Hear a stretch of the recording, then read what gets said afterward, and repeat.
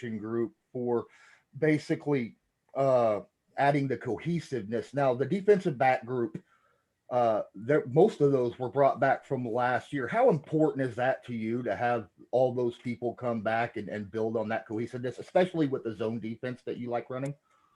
Yeah, I would say that's important, really, Lawrence, at every position. The more guys you can bring back, the better, because it's just familiarity with your scheme. You know that you can basically build on what you've done last year. So when you try to put in a concept with a new group, man, that's the first thing they know, and it's hard to build upon that. So when you can do that with a cohesive group, defensive backs, we got our linebackers back.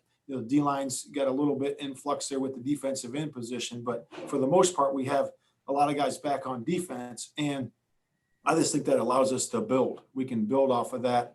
And that's what we're doing. We're looking at the ways we can build on our scheme to just make it real simple for us, more complex for the offense, and then kind of go from there. All right, next we'll go to Michael Terrazas.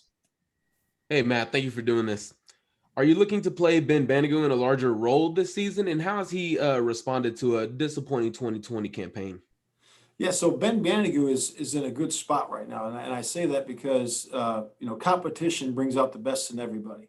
So that's what we're looking for. So we obviously drafted a couple of defensive ends, and that's just the reality of the NFL. And so competition is there, and it's in the room. So we're excited about where we see everybody fit in, and a lot of those defensive linemen can play along the lines. So we're excited about where they are. It's going to be the coaches' jobs and the GM and the scouting and Coach Frank to be able to look at that and say, where do these guys fit? Where do these pieces fit? So we're looking at that. That's going to be a process all the way through training camp, all the way through preseason, and then we'll decide from there. But Michael, that people, this is a hard game and guys get hurt, so people are going to have to play. So Ben Banigou is, however fast he rises up, he's going to have to play during the course of the season, as is Toure. And once Dial gets healthy, he's going to be in their plan. So, we're excited about the depth that we have because we're going to use it and we're going to need it. All right, next we'll go to Destin Adams. Thanks, Coach, for doing this. My question is, just from the little bit that you've had to look at the defensive rookies in rookie camp and mini camp so far, who's stood out to you? Who's already picking up the playbook pretty nicely? Things like that. Okay. I would just say that Kwity Paye, he's just picked it up really good.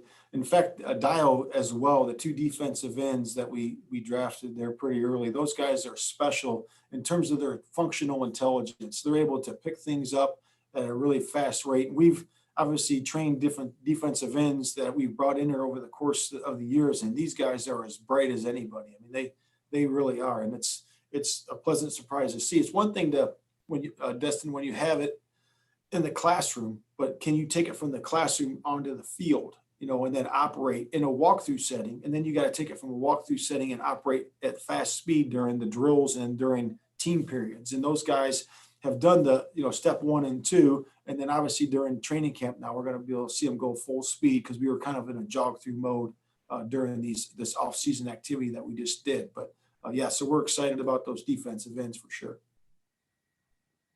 All right, now we'll go to Cody Felger. Hey, Matt, thanks for doing this.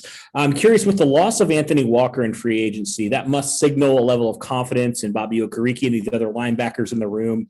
So I'm curious, what about Bobby and these other linebackers make you feel confident in your decision to let a guy who started games for you like Walker, leave this offseason? Yeah, I would say that really, when you look at Bobby, what he's done over the last couple of years, he's really done a nice job of splitting that time at the Mike linebacker position, and he's done a nice job. Obviously, his rookie year came on the scene, did a really nice job. We thought he had a solid year last year, and we think he's ready to make a big jump here. And he's working on things that are just basic to football. Bobby is, and it's really about footwork and keys and getting him faster to the ball and making him, hit the ball more. And have a competition with Darius to see who can do that better, and so those guys are really excited about it. And I really think that with the continuity with Bobby playing alongside Darius the entire time rather than splitting time, I think that will actually enhance his game and enhance our defense. So we're excited about that as well. Rashad McGinnis. Yes, thank you again for doing this and taking time out. Sure thing, Rashad. Marvell Tell, we saw him flash as a rookie, but obviously he opted out last season due to COVID. How he's looked so far in OTAs? Yeah, so we were pleasantly surprised with how he looked. He came back in. He was in outstanding shape. He's been doing different things like yoga, and his body looks really good in terms of what he's done, the work he's put in over the course of the year. And I just see a different level of maturity. I know it's been a year, but it just seems like him being away from the game. I think he really, felt how much he loves the game of football and how much he missed it. And I think he has a better appreciation for the game of football and where he is. And I think he knows he's in a prove it spot, where he's got to go out and prove it and earn it. And we're certainly, wanting him to do that because we know what kind of talent he is. Because rookie year came out and just really played really nice for us at times, and we're expecting him to make that big jump this year. So there's going to be a lot of competition in that corners room, and we are pumped about that. All right, Jeremy Swopes. How's it going, Coach? Hey, Jeremy, how you doing? Very good, very good. I was wanting to know, with the losses of Anthony Walker and Danico Autry and Justin Houston, are there any players specifically that you're looking to step into those roles and maybe make a jump out this year and really break out? Yeah, so obviously all three of those players were productive for us. They are mature players that had a maturity to them in our unit that's going to be hard to replace. There's no doubt about that. But I will say this, we feel really good about where Tyquan Lewis is at our in spot and him playing in that position.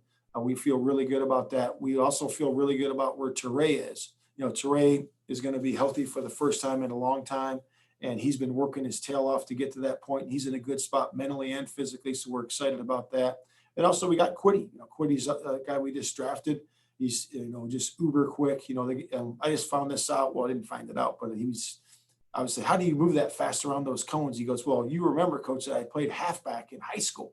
I said, well, yeah, I remember that now, but you could tell that he looks like a halfback going around those cones for sure. So we're excited about him there. And then, the third spot is the Mike linebacker. And, like I stated before that, Jeremy, that Bobby Okariki's played there half the time for the last 2 years. So we're excited about where he is and the production that he's going to bring. So we're in a good spot. We got younger at those positions, and we're gonna fill those holes with some good players.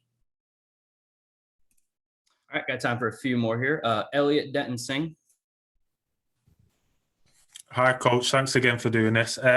In terms of the defensive line, obviously you've added a lot of pieces. How do you see that playing out in keeping everyone happy with the competition? And also with the 3 technique defensive tackle spot, who do you see to be stepping up in terms of depth behind DeForest? Yeah, that's a very good question. And the depth in terms of who's going to play where and all those things, that's going to be worked out during training camp. So we're looking at those things right now. I don't think those things can be solved right away. I actually think that sometimes coaches put these roles on players too early, and without looking at them first. And I think that you ought to let that happen naturally, where you look at guys over a course of a week, 2 weeks during training camp into some preseason, and then they start to define their own roles through their production. So I think sometimes as coaches, we kind of put these guys in boxes, and sometimes I think that hurts our vision a little bit. We don't want to do that. So we've been very conscious not to do that. So we want to make sure that we keep an open mind with where the roles are. And this is really at any position. So we're looking at the backup, 3, the backup 1, the backup in spots. And again, that's going to be a process that we need to go through. Stephen Burton. Hey, Coach, thanks for taking time again. To kind of piggyback on what you were saying earlier, I guess with Quiddy coming in and looking as good as he has, how have you seen Teray respond?